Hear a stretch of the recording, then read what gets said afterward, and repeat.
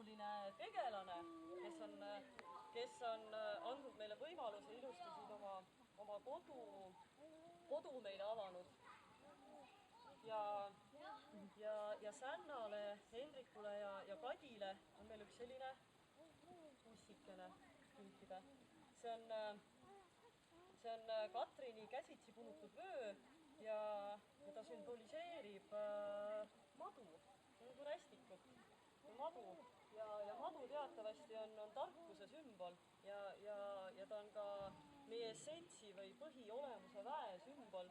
Nii et sellise sümboli ja mõttena on see teie majale, teile see vöö, see käsitsi punutud vöö. Ja minu arust, et see tore, et siin on sellised pehmed värvid, et uutmoodi, jõuliselt, kindlalt, aga kõige selle juures niimoodi pehmelt ja leebelt ja mõnusalt